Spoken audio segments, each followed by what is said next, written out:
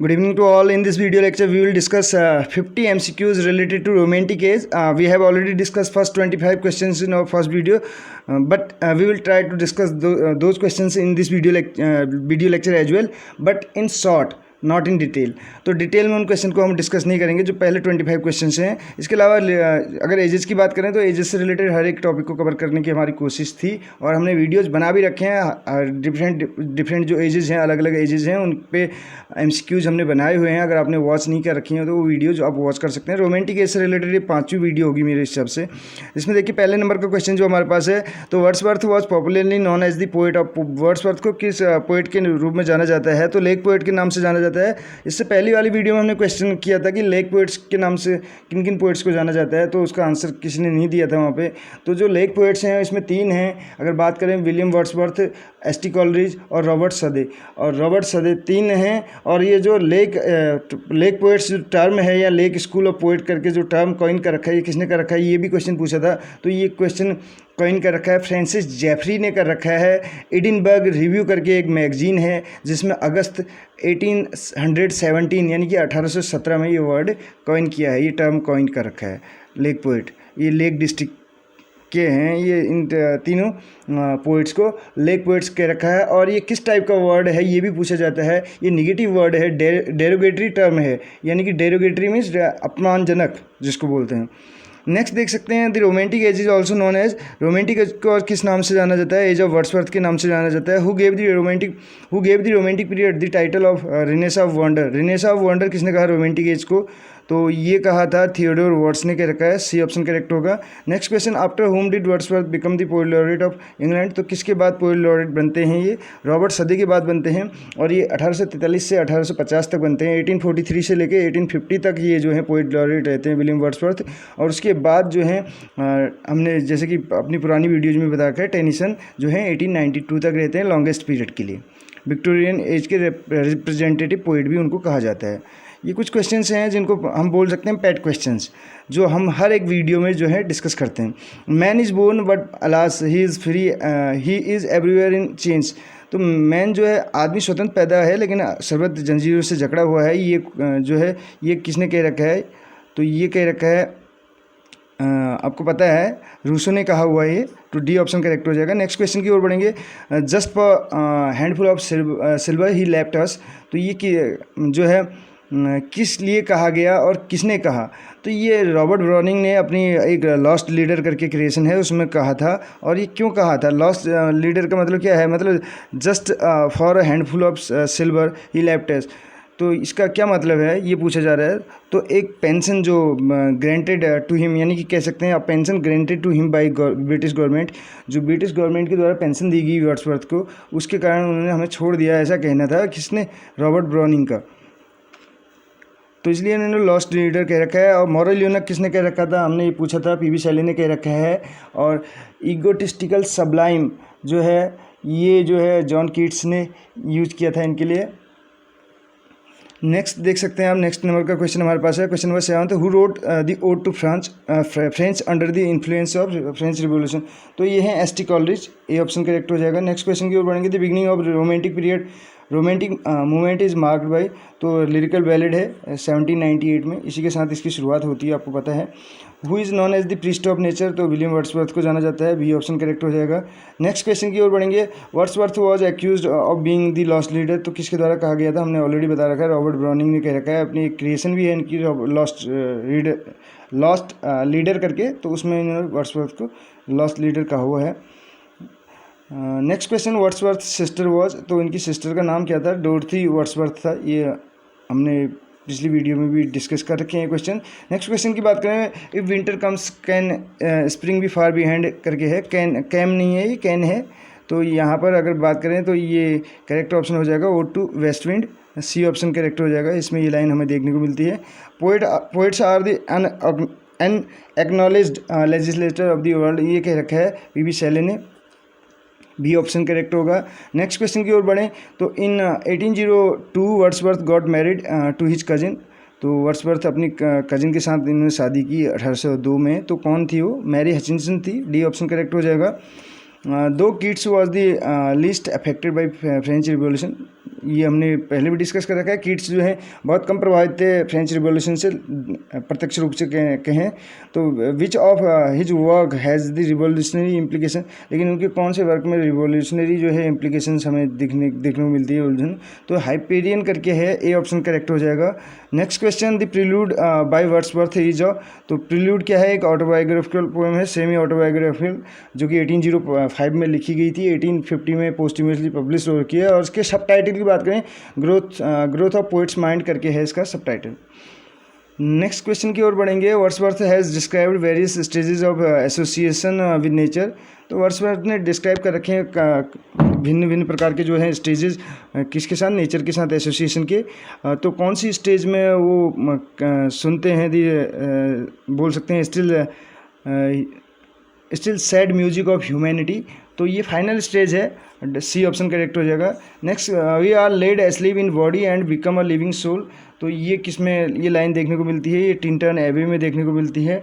Next question की ओर बढ़ेंगे। यहाँ पर क्वेश्चन नंबर 19 है, William Wordsworth wrote a sonnet on, तो इन्होंने सोनेट लिखा था किस पे, मिल्टन पे, जिसको ऑन मिल्टन या लंदन 1802 के नाम से भी जाना जाता है। इसी को दूसरा नाम इसका है London 1802। Milton thou shouldst be living this hour करके कुछ इसमें लाइन भी है इस टाइप की। तो क्वेश्चन नंबर 20 अब देख सकते हैं, 3 years she grew is the subtitle of, तो ये किसका सब टाइटल है, एजुकेशन ऑफ नेचर का है। नेक्स्ट क्वेश्चन की ओर बढ़ेंगे। Biography of Literaria is written by, तो ये एस.टी. कॉलेज के द्वारा लिखा गया है, जिसमें फैंसी एंड इमेजिनेशन की बात करते हैं ये। नेक्स्ट क्वेश्चन आप देख सकते हैं, और इसी में जो है वर्ड्सवर्थ के जो पोइट्री के व्यूज़ हैं उसके अगेंस्ट इनके व्यूज़ देखने को मिलते हैं। क्रिटिसिज्म पे आधारित है कि बोल सकते हैं। बायोग्राफी लिटरेरिया 1817 में आ रखा है। 1818 में इसके साथ ही हमने बात की थी 1818 में एंडीमियन जॉन कीट्स का, जिसमें एक फेमस लाइन हमें देखने को मिलती है, thing of beauty is a joy for ever. और 1817 की बात अभी हमने तब की थी जब लेक पोइट्स के बारे में बोल रहे थे। एडिनबर्ग रिव्यू करके एक मैगजीन थी जिसमें जो है लेक पोइट्स टर्म कॉइन किया था फ्रांसिस जेफरी ने। नेक्स्ट क्वेश्चन देख सकते हैं, क्वेश्चन नंबर 22 नंबर का क्वेश्चन है। तो heroine of the college Christabel, तो क्रिस्टाबेल में कौन हीरोइन है, जेराल्डिन करके हैं। Next question, nature never did betray the heart that loved her, ये लाइन कहाँ पे देखने को मिलती हैं, तो ये मिलती हैं टिंटन एबे में। क्वेश्चन नंबर 23 का हो जाएगा सी ऑप्शन। नेक्स्ट क्वेश्चन की ओर बढ़ेंगे। क्वेश्चन नंबर नेक्स्ट है, according to Wordsworth rime of the ancient mariner was based on the dream of Coleridge friend, तो ancient rime of the ancient mariner जो है वो कॉलेज के फ्रेंड के ड्रीम पे आधारित है। तो कौन फ्रेंड थे इनके, तो वो हैं क्रिसेंग करके हैं।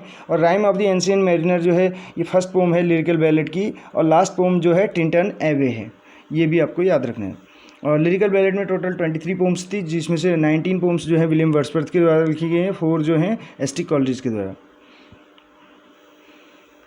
Bliss was it in that dawn to be alive but to be young was very heaven करके, these line occurs in Wordsworth के कौन से उसमें अकर होती हैं, तो फ्रेंच रेवोल्यूशन करके है। लास्ट वीडियो में हमने जो क्वेश्चन डिस्कस किए थे उसमें ये ऑप्शन नहीं था, तो इस बार हमने ये ऑप्शन इसमें ऐड कर रखा है। फ्रेंच रिवोल्यूशन करके इनकी पोम है, उसमें ये लाइन देखने को मिलती है।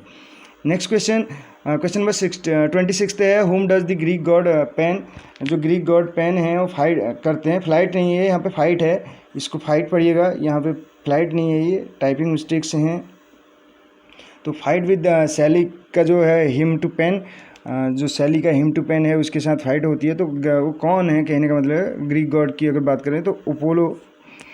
Next, हेलाज a frequent theme in romantic poetry is, जो हेलाज है एक फ्रीक्वेंट थीम रोमांटिक पोइट्री में, तो वो क्या है, वो पूछा जा रहा है क्वेश्चन नंबर 27 में। तो इसका ऑप्शन नंबर 1 करेक्ट हो जाएगा, ओल्डेस्ट पोएट ऑफ ग्रीस, यूनान के सबसे पुरानी कवि, प्राचीन कवि बोल सकते हैं। Wordsworth believed that the language of the poetry should be, तो वर्ड्सवर्थ कहते हैं जो पोइट्री की लैंग्वेज होनी चाहिए वो सिंपल होनी चाहिए, कॉमन मैन की लैंग्वेज होनी चाहिए बोलते हैं। Who was called by Keats के द्वारा किसको कहा गया, इगोटिस्टिकल सबलाइम, तो ये वर्ड्सवर्थ को कहा गया था, हमने ऑलरेडी बता रखा है इस क्वेश्चन को। Who says poetry is the spontaneous overflow of powerful feelings collected in tranquillity, तो ये विलियम वर्ड्सवर्थ का है ये स्टेटमेंट पोइट्री के बारे में। अबंडेंटली एंड इंचेंटिंगली सेंसुअस, तो अबेंडेंटली यानी कि प्रचुर मात्रा में, और इंचेंटिंगली जो है सेंसुअस कहा गया है, कामुक कहा गया है किसको, यहाँ पर कीट्स को।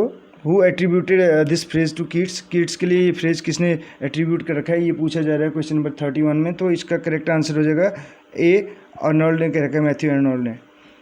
Next question, Wordsworth mother had died when he was only, तो जब वर्ड्सवर्थ ओनली 13 के थे तो उनकी मदर की मृत्यु हो जाती है। 13 का मतलब है इनका जन्म हुआ था 1770 में, तो आप लगा सकते हैं लगभग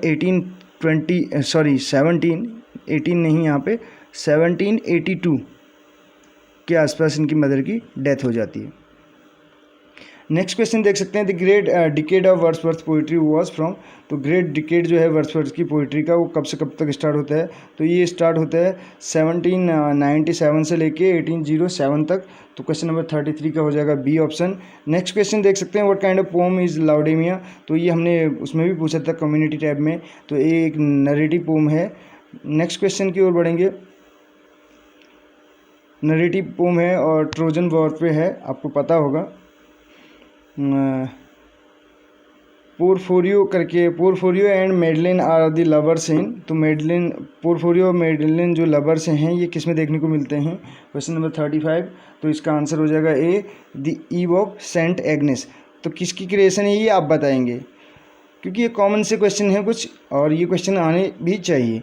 देखिए 36 नंबर का क्वेश्चन है, in the first stage Wordsworth love for nature was like that of an, तो किसकी तरह है, जो पहले स्टेज में वर्ड्सवर्थ का लव है नेचर के लिए वो एक बच्चे की तरह है, चाइल्ड की तरह है। ऑप्शन नंबर सी करेक्ट हो जाएगा। Beauty is truth, truth beauty, that is all ye know on earth, that is all ye need to know, तो ये लाइन कहाँ पे देखने को मिलती है, ये मिलती है odd on a Grayson earn, D option correct हो जाएगा 37 का। नेक्स्ट क्वेश्चन की ओर बढ़ेंगे, तो ये फेमस लाइन है beauty is truth, truth beauty करके, तो ओड ऑन ग्रेसन अर्न करके है। अर्न का मतलब एक फीचर टाइप का होता है घड़ा।